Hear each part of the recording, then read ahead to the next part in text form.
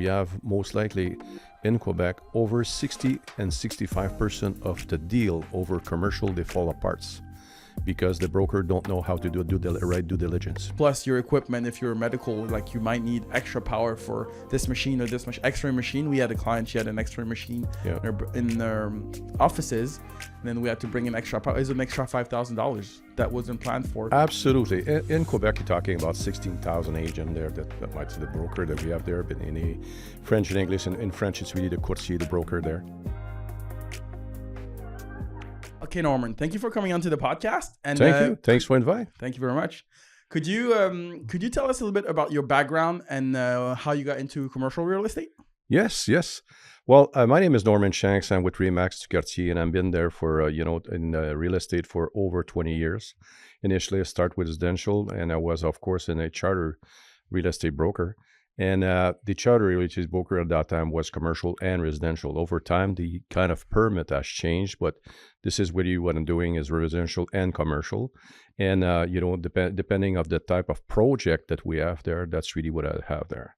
So I was working with a major company like Bell, like HP, like EDS, working on mega deal for outsourcing services. So that also outsourcing services is really get some complexity around the due diligence and all the different aspects and different tower and different projects. It can be from HR, can be from legal, can be from financing, and as well from hardware, if you will. So that really give a difference between all the different aspects need to be looked at in different projects. Mm-hmm. So that's really what I stand. We have a background from Montreal University and an MBA with the Toronto University as well. Okay, good. And then you were telling me residential. We were speaking off the camera. There's a difference between residential and commercial real estate. Oh, yes, there is. Could you explain to us a little bit so people can understand it? Absolutely. In Quebec, you're talking about 16,000 agents there that might be the broker that we have there, but in French and English. In French, it's really the courtier, the broker there. Yeah. And these guys, we have some people, they really manage only residential. You don't want to reach commercial. But here's what we banned about the commercial. That's why you have some broker that they said that I'm working on commercial. Yeah.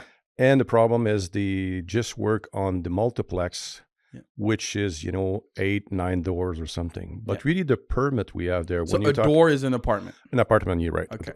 So when you have an apartment there, it's 5 doors and below. That's part of residential because that's really kind of a legal form we're using. Also financing.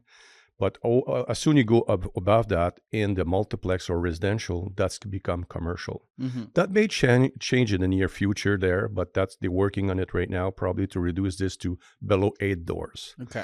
So that's why you have agent right now that took their course for commercial to work on multiplex. So that multiplex will probably in the near future go below 9 doors, and the rest will be commercial. Okay. Then when you go to commercial, that's include, of course, these kind of apartment, the large multiplex. This also include the kind of business that people want to buy. You have also some rent of space and buy a commercial condo. And on top of that, you have a business include or not with the building. And the third one is the land, because you may decide to buy land to build commercial. To develop your own property. To develop industrial or to develop commercial or residential. Mm-hmm. So that's really where it's really broad there because even though the land is go up to the agriculture example. So it's very, very large in that area. Okay, so if I summarize, if I understood correctly, so we have residential, it's 4 units and down or 5 and down? It's below 5. Below 5, okay. Right. And then if you go towards commercial, you have some people saying they do commercial real estate. They're commercial real estate brokers, but they specialize mostly into multifamily. Correct. So that would be 5 and up. Yes. And 5 units and ups. And up. And then when we're talking about commercial, what we're here now in this context, we're more meaning like commercial condos, like where you have a business that's looking to purchase a property. Yes. And then to have their operations there or maybe lease it to someone else. Absolutely. They may decide for an investment example, because keep in mind, you have some people, they own a company there, they want to buy a building as an investment. Okay. That makes sense. That's true. So we have the commercial and the residential. Yes. I wanted to go through your other question as well because it was really good. Because we were talking also about why actually should a business owner work with a commercial real estate broker? Like, why would they need to work with you? Well, the first thing we need to decide is what does commercial owner want to do really? Do you want to rent? You want to lease? What do you want to do? Because of course, commercial may depend if you want to sell your building or you want to rent your space. Or even though if your space is a multiple condo, so you may probably want to sell a condo as well. Mm-hmm. So the broker there will be involved to work over a lease, offer the space, or even though to buy the space. And then the question just came to me because you said if you have multiple condos, so commercial condos, Mm-hmm. does it work like the residential condos where if you have multiple owners, you have a conseil d'administration, and what's this about now? Excellent question, because since then, last August this year, 2025, sorry. This right now, the regulation is the Law 16, and it's applicable for any residential or any commercial condo. So this is really a major trend for the commercial business because these guys say, well, we don't have to worry about this, about the syndicate and as well all the way that this will be managed. But now, since that law is in effect, you got no choice right now to be aligned with the Law 16, which means you need a maintenance book. You need also to get a fund for the future repair. And also you need to get really the what we call an attestation for what is the situation on the condo. So before, even though someone want to make an offer on a commercial condo, even though it's an old one or base building, brand new one, they need to get all this information prior making an offer. Oh, so it's almost like a pre-inspection, like almost a pre-qualification. Let's call it pre-qualification. Okay. Because over time, there is more process. Commercial, residential. Residential is really simple. You go for a visit, you like the property, you make an offer, you go for financing, you make an inspection, and then you go to notary. Commercial, that's another ballgame here. Well, actually, let's go into more in the commercial. Yes. Let's say I'm a business owner. I own a clinic, and we're moving spaces. Correct. Why should one buy versus lease? Like, what's the advantage in between the two?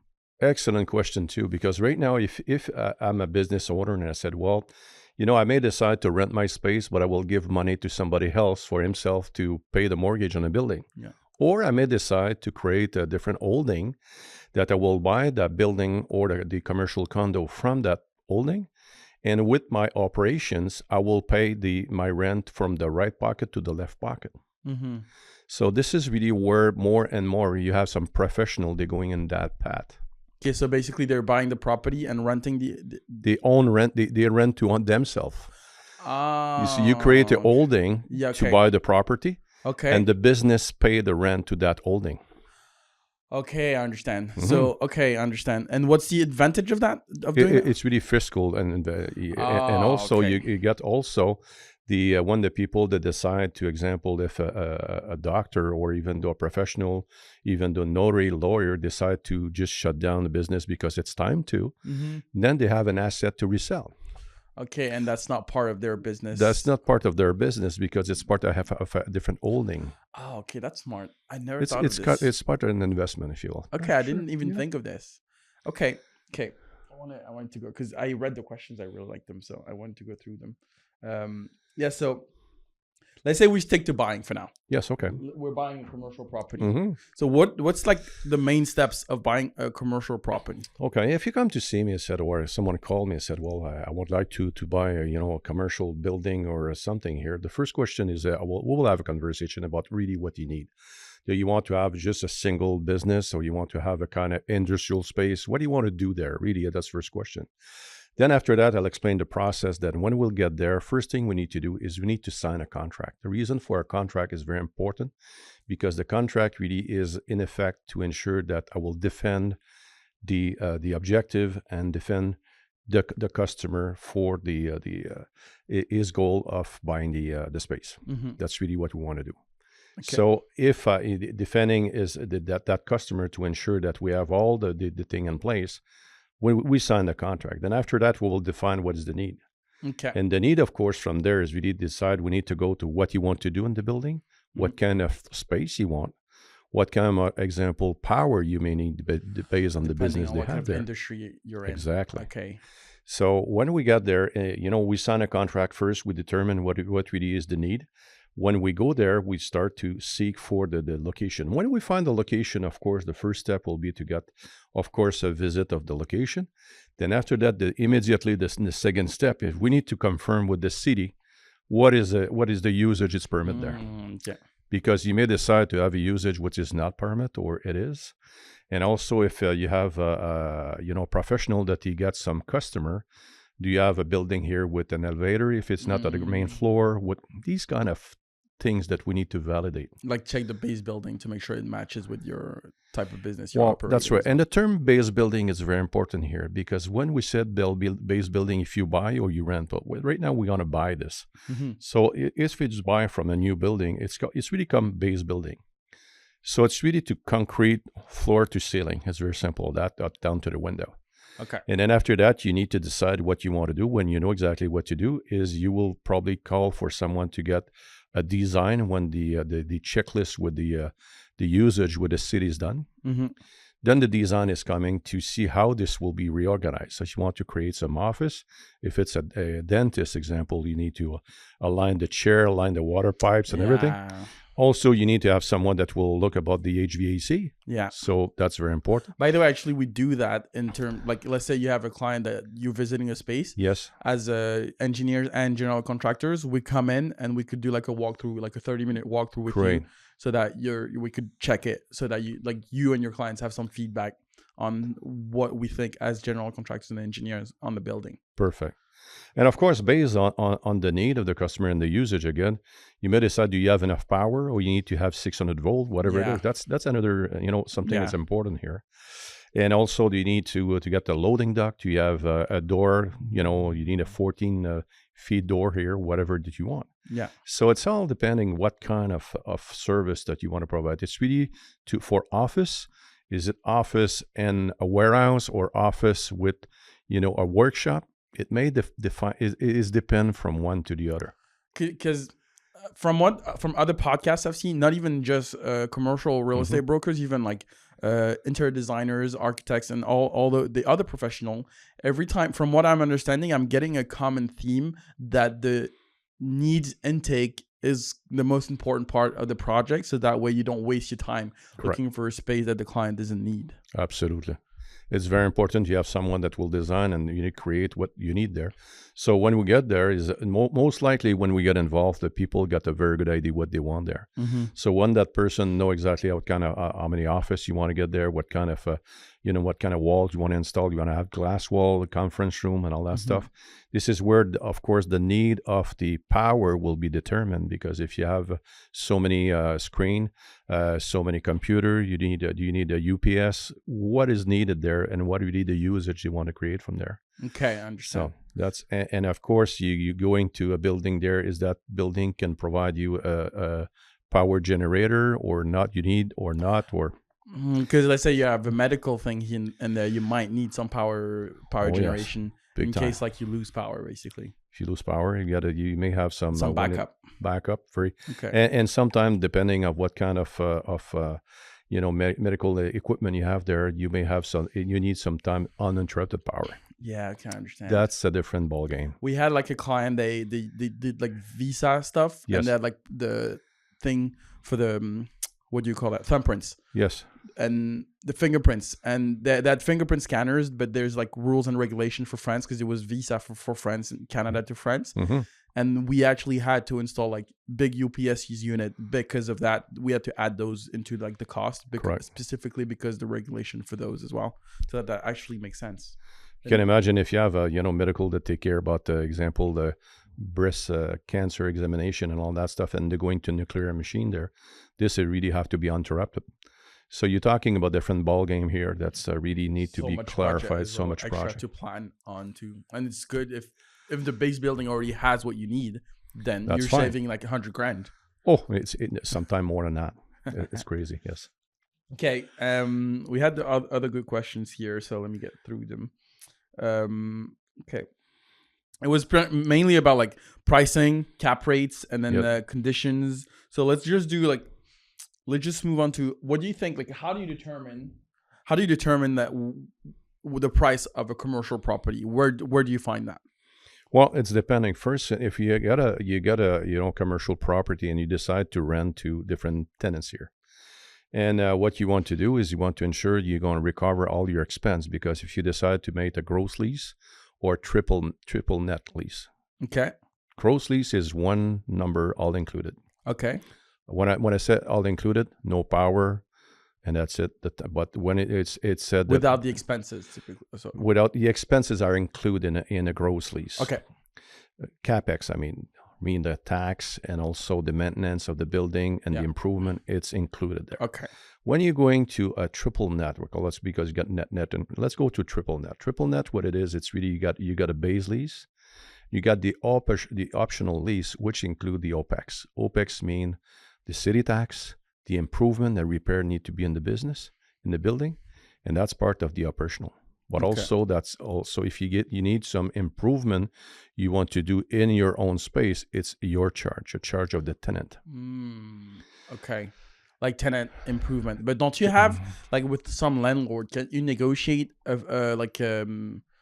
add-ons, or in your lease, can you negotiate stuff so that you could get tenant improvement? Yes, because normally as you know, a landlord, you will be able to negotiate with the tenant here what you want to give to him. You may probably decide to give them a specific amount of money for fixturing period, I will call, and then after that you may provide to give him some free time, 3 months gratuity over the months. And you can probably provide that too. Okay.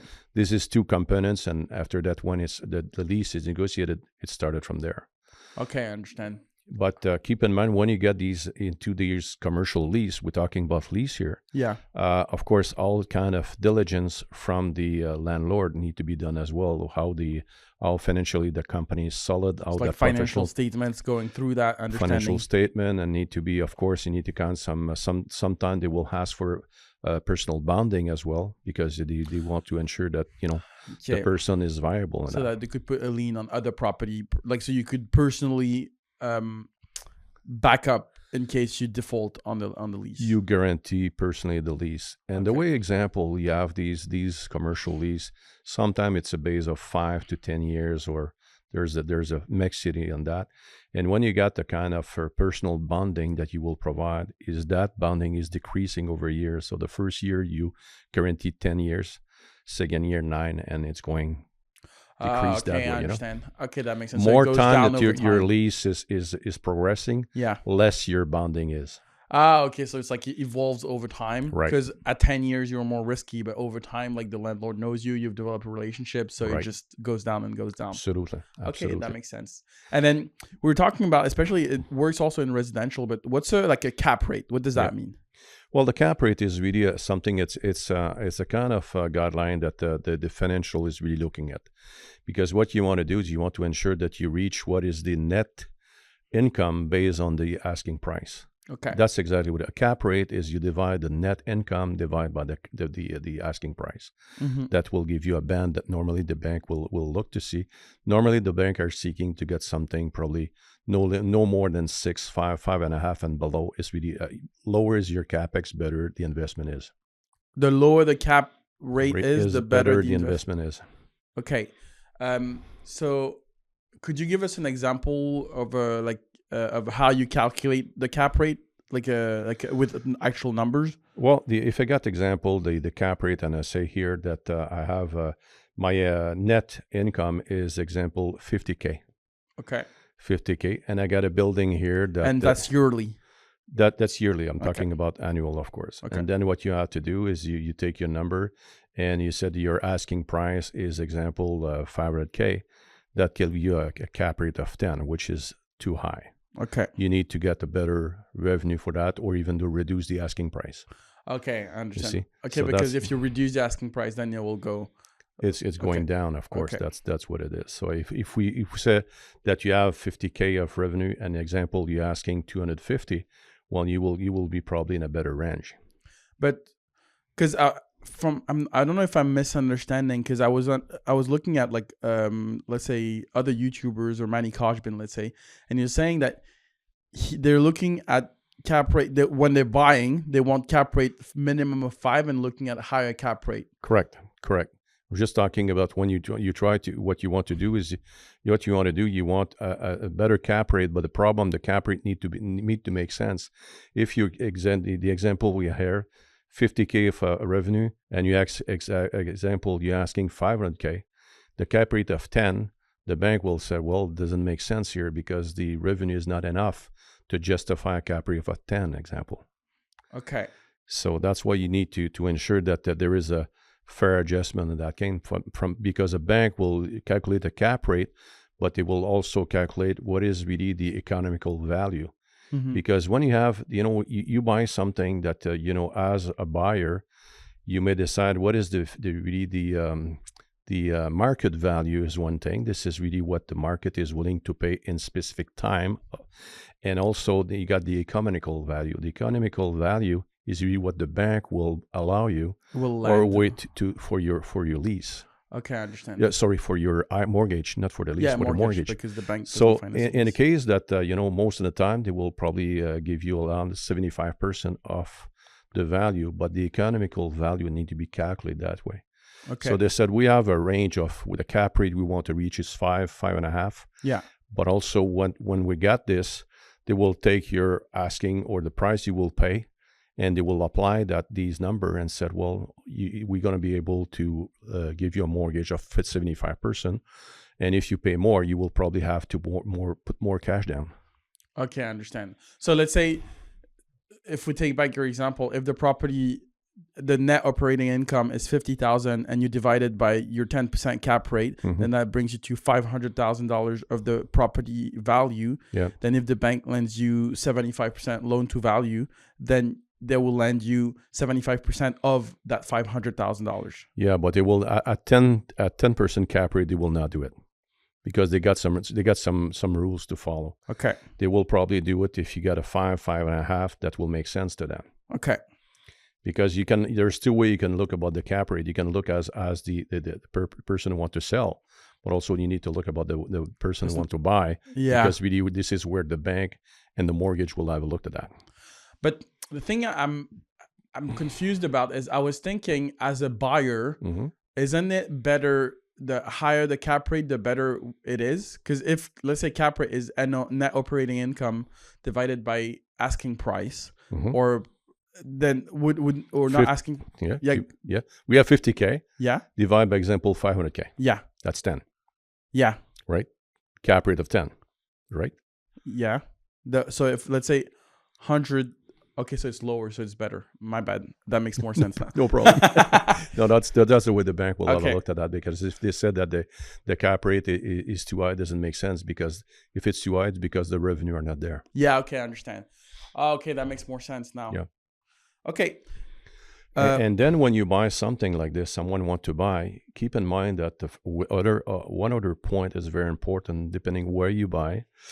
The bank will ask for the ES phase 1, which is the what we call the study for the phase 1. The study is really to take care about the environmental phase for that land. They want to know what was there before. Was that an empty land? Was there a gas station 20 years ago before, and so on. So the phase 1 will really dictate is what is the situation of that land before built, or even though if it's an old building. So it's an environmental study? Environmental study, phase 1. Okay. These environmental phase 1 is really a major document. So it's depending on the place, it can reach 700 pages to 2,000 pages. Oh, damn. Okay. Because even though that was any kind of fix before, any change in the land, this will be never destroyed. So you will have the full story about what happened there. So in the past, if there was, for example, phase 2 or phase 3 decontamination process, it's all in there. Even though if it's clear after, it's the historical will remain. Okay, so that way we have some history of the property and the land more specifically. Correct. So that way you know what you're getting yourself into. Yes, absolutely. Okay. Actually, we did a decontamination project. We did phase 1. It was multifamily. Yes. It was 2 16 units. And we realized while buying that it was... we realized it was contaminated. So we had to negotiate the purchasing price down, because we had I think we had 1,500 tons of soil, mild contaminated soil, almost like there was a gas station on there. Yeah, but that's right. it was underground tanks that leaked over time.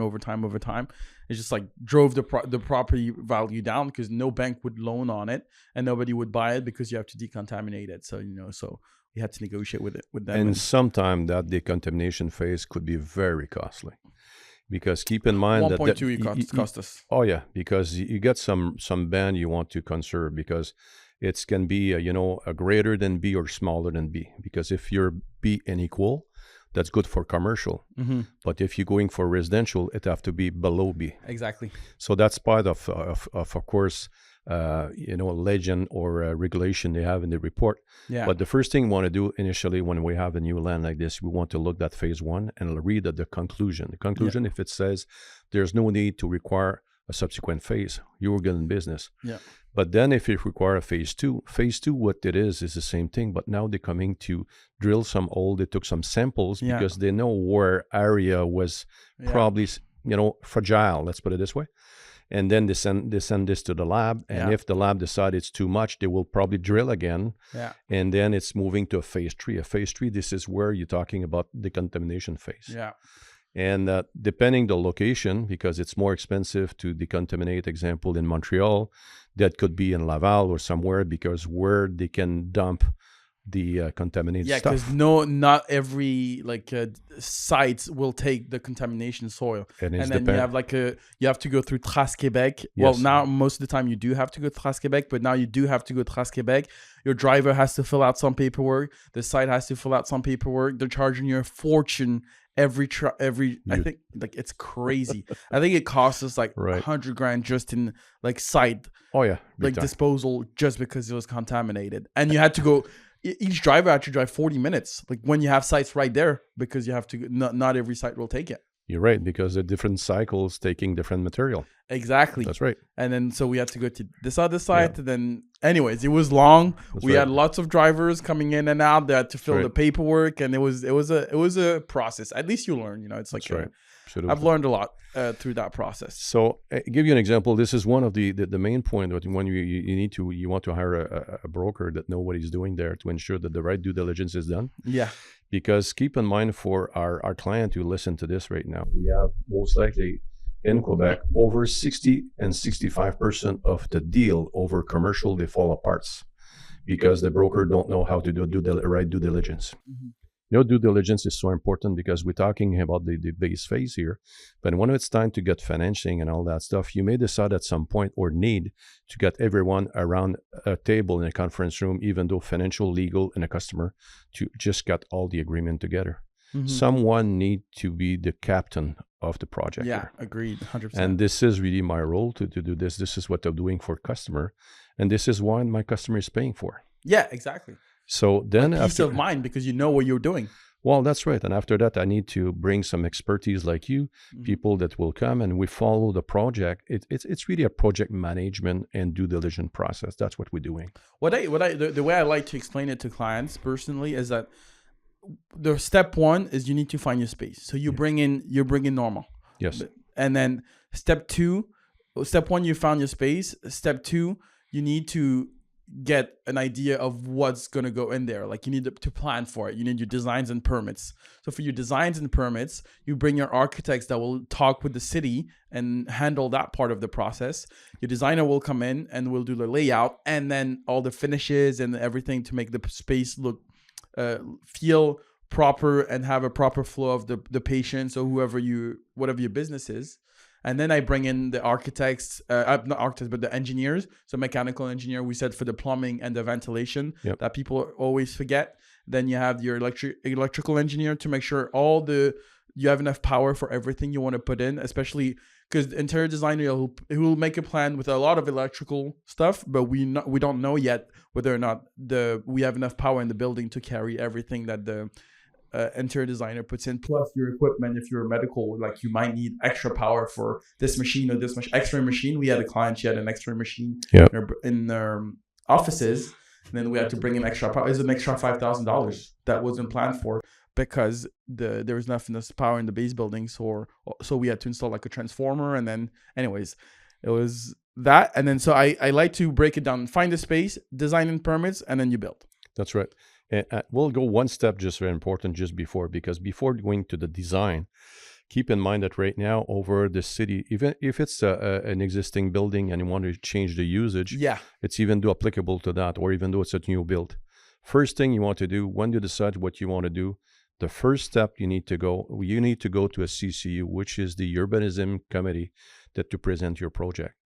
You may decide what you want to do there, and these guys will give you, well, this is what the committee is find acceptable for you. Mm-hmm. When this is done, this is where we're going to your step to get all the design, because in the past that you have multiple process, you go to the CDL, but most likely the city right now are coming to a program called PPC-moi. Okay. It's a programme particulier de changement et modification d'usage d'un immeuble. Okay. What that means is you will present all your plan and your derogation that you may have to the city all in the same time at once. So you save some time. The process is a bit longer, but you don't need to go to the CDL several times. When the process is done, it's faster. Yeah. Okay. So that way because there's a lot of back and forth in the current process. In the past, yes, but now with that PPC-moi program, which is most city applicable with, that's fine. First step is CCU is to tell you that it's a green light. Then you can move forward and get engaged to the PPC-moi program.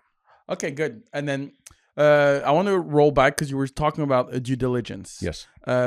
So there's obviously different due diligence steps if you're buying or if you're leasing. Yes. Could we go through the buying due diligence step that you would go through with the client? Yes, when you call it buy, depending what kind, if you want to buy a single usage or a condo example. If it's a condo, commercial condo you want to buy, first you need to get to that process, what you want to do there, if it's the usage is permitted. Then after that, you need to, again, get the document that we just mentioned about the Law 16.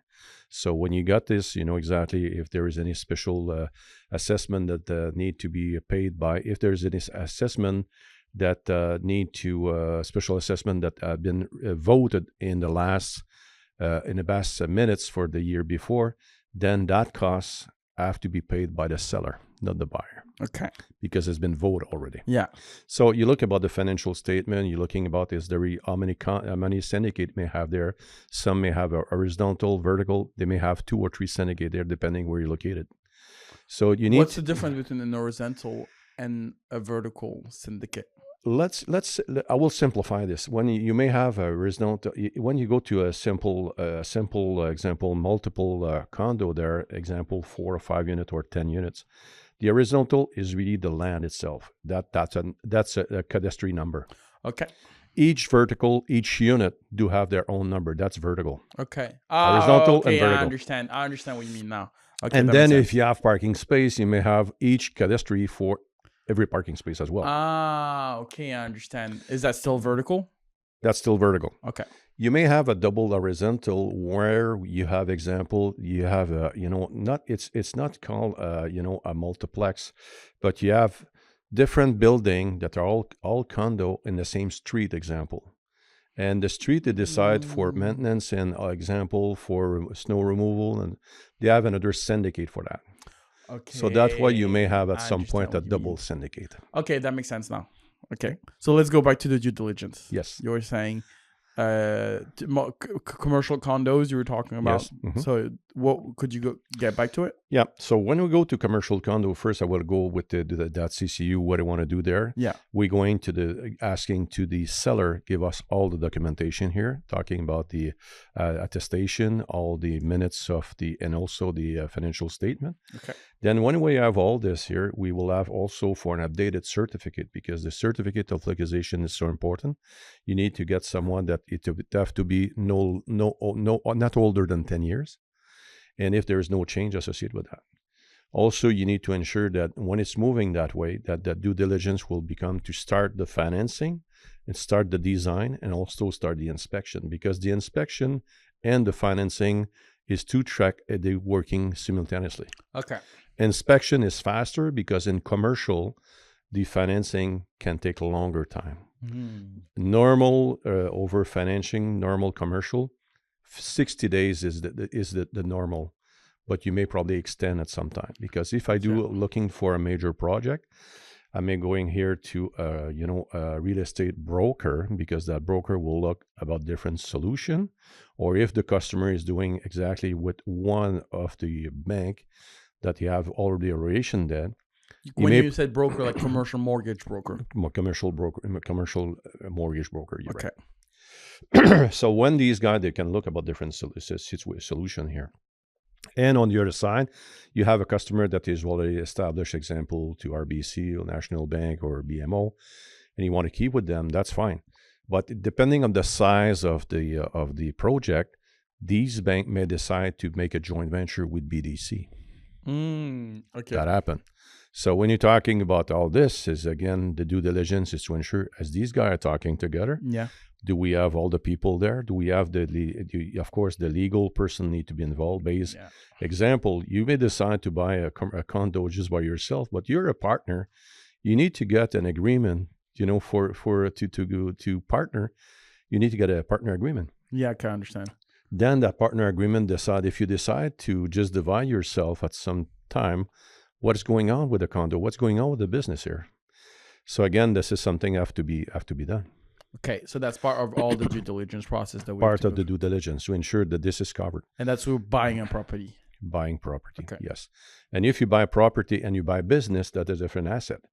Because if you buy business, you may involve, you have some equipment, you have also some, you got also some employee for HR. You need to work about different way here, because sometimes people, they buy a building, but they buy some business as well at the same time. So this is where the due diligence is getting more complex. Okay. Because who helps you with that due diligence when you buy a business? Because you still have you. Oh, I'm still there, of course, but I will bring some people that, depending if you buy a business, if you want to buy a business, there's two ways you can do it. If there's a mortgage and there's a deal of sale and there's no bank involved, example, you buy something that's only with BDC. They don't go necessarily to a notary. It can be done by a lawyer. Okay. But normally a lawyer or notary will act to that. But you want to ensure that you manage, example, that if it's a restaurant have the sale point strength, the terminal sales point. Yeah. So this have to be, of course, changed with the QST and GST number overnight before you're changing to the other. Need some people to do this. You need also to manage all the employee, because if you buy a restaurant from somebody else, the seller need to release the employee, and at the same time you provide an employee letter to all these employees. Okay. You need to ensure that's a lot of work. Because someone will also determine here, is there any kind of the money that over the DAS remittance to the government has been done? Is there any late in that? Same thing as well, if you want to, there's any payment over the furniture, over the suppliers.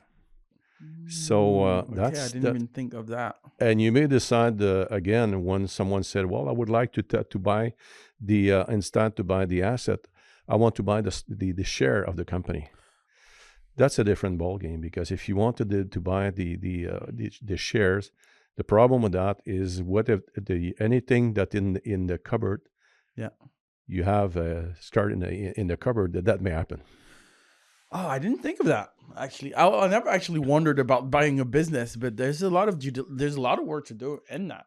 Yes. Yeah, that's crazy. Yes. I didn't think of that before. Because you may decide to buy the business, but what you want to buy the asset. You don't want to buy the shares. Okay, that makes sense. I understand that now. Mm-hmm. What about the due diligence when you were leasing then? Because it's much different now. Yeah, it's different, because when you're leasing here, the first thing is, again, you just need, you don't need to go to the CCU. You don't need to go there, but you need to go to the urbanism of the city, see what is the usage is permit there, for sure, because you cannot. Is that you who does that, or do you bring in your architect that could help you with that as well? That's will be one of the first diligence I will do, because I will go to the city to ensure that before we have the customer spending more money, I understand. We want to ensure that this will be allowed in the usage. Okay, I understand. So when it's done, of course, we can move forward to that, and after that, we will enter to make an offer for the lease, and from there to the lease, normally the person will, buy a location like this, will have his own design and know what you want to do, how many office you want, what kind of.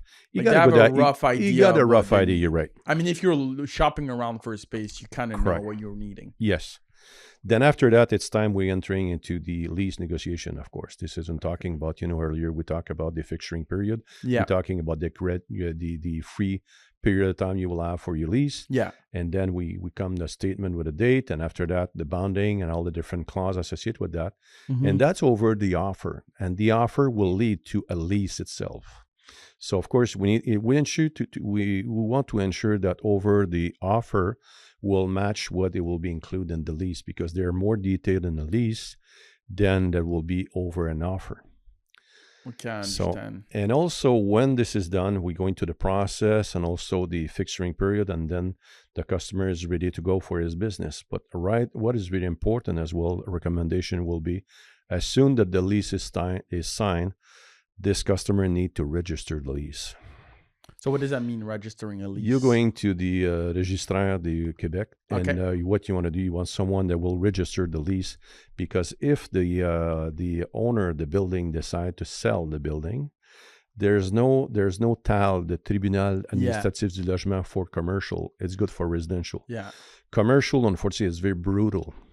Yeah. If I buy a business and I said, well, you have your own office here, and I said, well, I want to double your lease next month, or you're out of here, it's over. Yeah, I understand.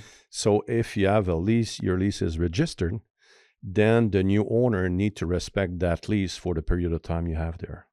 So example, if I had a lease, a 5-year lease with 2 options of 5 years, you need to respect that 5 years, not the 2 other 10, the 2 other option. Okay, I understand. When it's time I'm jumping to my lease option, for example, another 5 or 10 years, I need to re-register my lease again.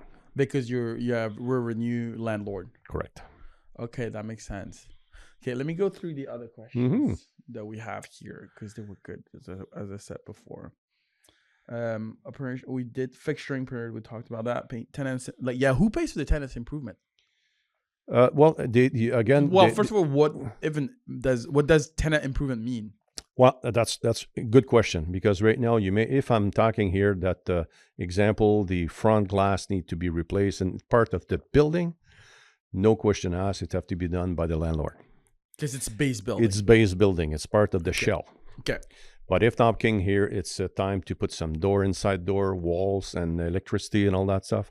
This is part of the fixturing that you may have allocation for, but most likely they will not pay 100% of fixturing. It's just a matter of balance, if you will. Yeah.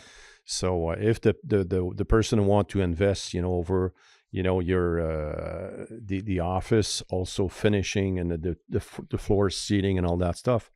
It's a big chunk of money there for sure, but of course a landlord cannot absorb this unless the lease is very high. So basically, if I understand correctly, tenant improvement is the work done in the inside of the condo, let's say, that you're leasing from the landlord, and that's you as the tenant who has to pay for your own tenant improvement, because it's the space that your business will use exclusively. Correct. The landlord will bring, example, the main electric panel to one place. Yeah. The distribution that will go everywhere. Same thing for the HVAC. It's part of the tenant cost. Same thing for the ceiling. Same thing for the kind of carpet or kind of flooring you want to have. Even the division, the walls you're adding, everything. Absolutely. Is like you take care of it as a tenant, basically. Correct. But the landlord could bring in the main panel.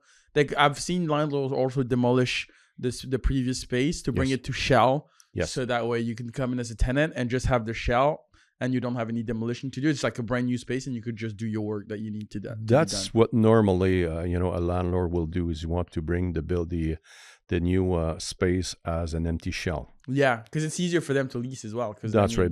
That's what it's called, like base building or an empty shell. That's really what it is. It could be, it's really concrete, and also glass or concrete as well. And just a couple of light there, but even though the fixture is not part of that. Well, actually, another question comes to mind, because you also have like tenant rep brokers. What's the difference? Like, do they just represent tenants, and then you have other brokers that represent landlord, or what's the difference? Well, the big difference right now, again, if you want to really defend the point of a buyer, or if someone want to buy, it's really the same thing. Regulation is not really the same over commercial and residential, but I think it's, what will not make sense here if you want to deal only with one part, and that person, if you have a broker that is working for the landlord, this person will be there to defend the landlord Yes. asset and business, of course. So if you want to ensure that we have the same thing on the other side, preferably, and a potential buyer will have his own broker. That's the way it should work. So typically you have like two different brokers, like Yes. a buyer's broker. That's right. And then or leasing, or like leasing, of course, and Okay. someone that wants to lease. Okay, So, good. and of course, we will negotiate to ensure that we will match all the both opportunities to work together. Mhm. But keep in mind that most of the part to ensure that will work is the leasing broker will take care to ensure that everything is fitting that there. Okay. If there is any problem over getting the permit, because example, the fire department says, well, this is not in line with the regulation and so on. Yeah, we had one come here, and then they just give you like a certificate. That's right. That like, oh, we approve that it's good for the. Exactly. But if it's not approved, you need to go back to the landlord and said, well, listen, guy, I need to fix this or something. Like make it up to code, basically. Exactly. It Okay. is. It is what it is. And that's really important, that when you have a broker that is looking about the leasing part, will ensure that, in the lease, this is part of it. Okay. And other point that we have, when we have this, you may decide here that, the customer, the landlord will have, I want to, my space to rent is 5,000 square feet here. Yeah. And, we don't know exactly how this was really measured or related. In the lease, we can say, well, it has to be aligned with BOMA measurement. So BOMA, Oh yes, I had a client who does this, like an architect who takes the measurements and respect the BOMA regulations. The BOMA to regulation, make sure everybody agrees on the square footage, and then Exactly. what's like what you're leasing and what's like shared space between everyone. That's right. And keep in mind, BOMA will include up to the glass, including the columns you will have inside your space. Okay. It's good. Could be different. Could be different. Okay. Because I had a client who actually is, because it seems to me that I think it's the same. Like BOMA applies in the US and in Canada as well. Yes. Because he does it's like Fast Measures. The company was an old client of mine. Yeah. He just goes in spaces, measures, and makes sure everything is up to code, and so that there's no disagreement between how much space you're paying for. Because maybe the landlord is saying it's 2,500 square foot or 5,000 square foot, but actually what you're leasing is like 4,000 square foot, and the rest is like shared space. So it helps determine that. It could be, absolutely. And when you talk about we mentioned about the lease over a triple net example, it's what is the common space could be part of your OPEX rent, the optional rent. So not your base. So that's what it is. But that's the same thing also when you buy, because when you buy, a brand new condo, it's an empty shell. You want to ensure that you have the right measurement as well, because some people will buy a condo that will include the common space of the corridor, or even though what they have there, when it's time to resell, say, well, okay, I bought it by square feet and it was really over the constructor plan. It was not. That may cause some disconnect here. So you want to know exactly what have to be paid, what is part of the common, and also the private space. Okay, that makes sense. I understand. And then that brought me to a question, because when you were talking about both brokers, yes, because I've heard typically that you guys share commissions. Like let's say there's a 4% commission, then it's negotiated obviously, but it might be 2 and 2 for the buyer and the seller. Yes. So how do you guys get paid as a commercial real estate broker? Well, commercial, the rate is totally different here when talking about this, because you may have someone that provide, of course, a percentage is coming on the other side, but also there will be some contract you may decide to buy to sign with the buyer as well. Okay. Or the leasing. So we sign a contract as well. So in some case, we have an amount here that we have fixed, and whatever we receive from the other broker will be deducted from that initial agreement we have with the buyer. Oh, okay. So let's say with the buyer you have $10,000, and then you get $5,000 from the other one. Then the buyer just gives you $5,000. Exactly. Okay. So that's the way that it works in that point, because it's not really that we just want to support compared. We don't see this over residential, but at commercial, that's the way it works. Okay, because I assumed it was much different from commercial to residential. Yes. And the reason for that is you want to ensure you will have the right broker that will lead to the lease signature. Yeah. And also to ensure there's no hiccup over the usage or whatever it is. Okay, I understand. Let me just get through those as well, because I think we went pretty much. Did you think I missed something? No, I think we cover most likely what it is there, of course. Do you have any like advice? Because we have a question. What is the most important advice before buying a commercial property? Well, the first thing is to before advice is of course contact the right broker, talk with him. So Normand Shanks. Normand Shanks. It will be a pleasure to do so. Thank you. And then it will be time to decide what is your objective, what really you want to do there. And also we need to know, are you just a single owner? Is there owner, multiple owner? Is the other one is in the same agreement? Is there any legal battle or legal conflict with the other partner and so on? What kind of, of partnering agreement you have there, because in some you may have shotgun clause inside a contract that may cause some problems. Shotgun clause? Shotgun clause. What so does that mean? You and I, we own a business or we own a building. Yeah. And at some point, it's okay, that's fine. I want to buy out. I will sell my building, my part. If I want to sell my part, the first thing I have to offer to you. And depending on that right condition, of first refusal. Yeah, first right of refusal, and there is some rules that could be brutal in some agreement there, because you may probably is a shotgun, but you will have to pay what I have another offer. Oh, so shotgun as if like you're taking the first seat in the car. So That's shotgun right. first, basically. That's right, exactly. Okay, I understand. So that's a kind of clause you need to work from there. When if it's the case, that's fine. We just look to that. When this is done, then we have an agreement. I will need probably, of course, a kind of. We need also to ensure we have the right paperwork, whatever that kind of property it is, certificate as well. We need to also to get some I might say the even though in French, what that mean is the what's the French word? Let me see here. When you have a procuration, not a procuration, but when you got from the board.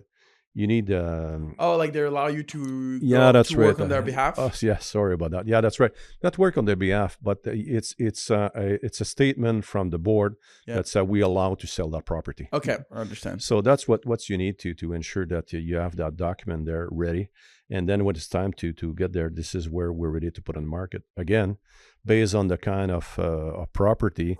Is this a business or is this a building? Is there an employee involved, and all the different aspect associated with that.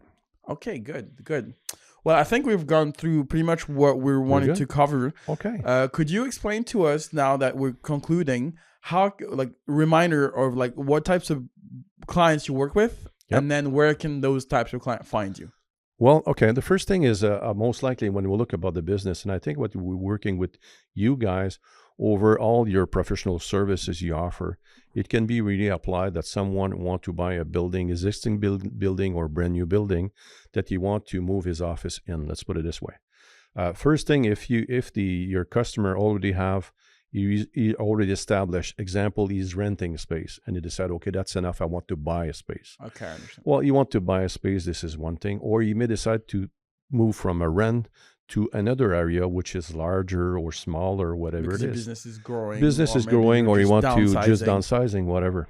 Okay, I understand. So in these cases, we need to sit down to look about what you want to do. And keep in mind, in these kind of process, it could be a long time because we don't know if the space is expect to rent, if it's already rented. Mm-hmm. Because this is a process that people will start a year before. By the time that you want to move to a new location. Actually, we haven't spoken about it. You just got me through it. Yes. Thinking, what, like, timeline-wise, what would be the perfect timeline? Let's say I'm a business owner. Mm-hmm. We're growing. I'm looking for a new space to lease. Yes. What does the timeline look like? Because I have, from having the idea, knowing I'll need to move in 3 years, let's say. That's right. Then let's say I know I need to move in 3 years. When do I need to first reach out to you? I might say a year and a half before, for sure, because now you will have a very good plan about your potential growth. And if you decide to move because you're making some expansion, we want to discuss, is that the first expansion? There will be some more.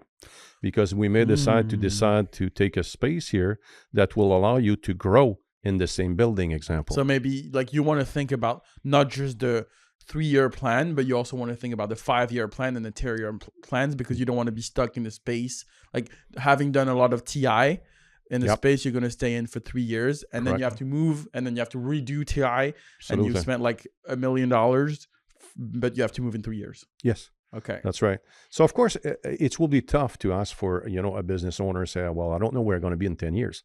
But let's anticipate right now the growth they have in the past, what they're doing right now, the trend that they may have. They may decide to say, okay, in case of, but if you have a 3-year plan and we know that we need to move in a year and a half, is the first thing is we need to decide when his lease is ended. First thing. Oh, yeah. Okay. The current lease. When does it end? When did that end? Because if you said, well, I want to move in 3 years, but my lease only end in whatever time, other question is that lease is registered or not? Because that may change. Okay. So, and we need to understand when this is done, we will sit down together. We'll decide what we want to do. We're going to come with a contract with term and condition. Then we'll start to look about what is available in the market. Because we may decide to move a place here that the example, it's an owner or another tenant that this person is willing to move before. Oh, okay. I understand. And then, of course, after that you guys will be able to come in and say, well, okay, now we know exactly what we move from A to B. And now we need to set up some plan. Example, we have the clearance with the usage. Urbanism is okay, and we move forward. This is where you guys kick in because you're talking with the architect, you're talking with the design, and you're able to provide a plan as well with the customer.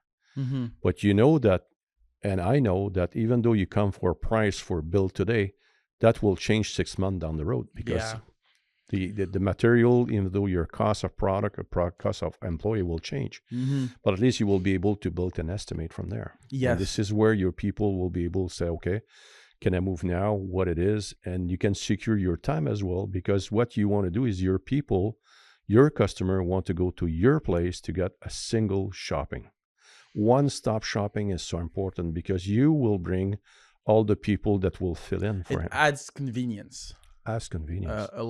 Lots of convenience. Because the problem is when you have some people that decide to move and they don't go into that path, the problem is talking to different to the different tower of a project, the design, the plumber, the gay HVAC guy, these guys are not talking together. To each other, it's like to each other. So you need a chief orchestra here to ensure that what have to be done by when and so on. That's why we do design build project as a general contractor. So the way we do, so basically they reach out to you a year and a half before they know they're going to need to move. So that way it's like the ideal timeline, at least so that you have buffer time in case there's issues. Or so basically it would be a year and a half before your current lease expiration. Yes, absolutely. I agree with you. Okay. Then after that, of course, when we find a new space, this is where I will just make a step back and you guys will kick in. Yeah. And then if there is any issue with, the lease and everything, I will just rejoin because it's really your expertise that you go there. So basically what we do as general contractor, sorry to cut you off, but I just wanted to give like insight into our expertise. So as a design build general contractor, we bring in architects we said that before, but we're bringing in an architect for plans and permits. We're bringing interior designers that help with the layout and understanding like the different divisions that you need in the space. You have how many offices, how many people are going to work there. We have designers that also work with companies. So that's actually really good because they work in the existing space with other companies. And, they put sensors on the ground so that they understand on the furniture, so that they see what's actually being used, and then so they could design the new space from the data that they have. So they interview the employees, and they also have data of this chair is actually being used because we see because of the sensors we can see how many times a day it's been used, like how often. So then we know what people prefer, because they might say they like something because it's what they have in their mind. But at least we have actual data to work off of. So that way we could optimize the new design to your actual needs and to your actual employees' needs. And then if the employees feel better, obviously they're more productive. So that's a plus.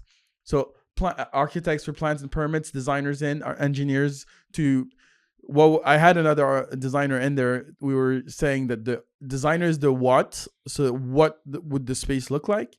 And then the engineers are the how. Like, how does it work? Because the the designers might make a space. Okay, that's what we want. But now, how does the HVAC work? How does the plumbing work? How does the electrical work? So how does the structure work? Because if you're removing a wall, you need like proper structure. That's right. So that's pretty much it. And then we up into construction. But we want to have everyone in there at the beginning as a one-stop shop so that it's convenient and then we can control budget very early on. Right. And so that the subcontractors know what they're doing as well early on. So that's pretty much it. That's right. And I think serving this way, a customer that is looking to get such project cannot be served better than that. Yeah, exactly. So where could actually people find you? Well, you can reach me. I'm on LinkedIn. I got also with Facebook and all that stuff, and also with Remax Cartier. Okay. Normand Shanks. It'll be a great pleasure to serve you, and of course, work together with you. All right, awesome. Thank you, Normand. Thank you.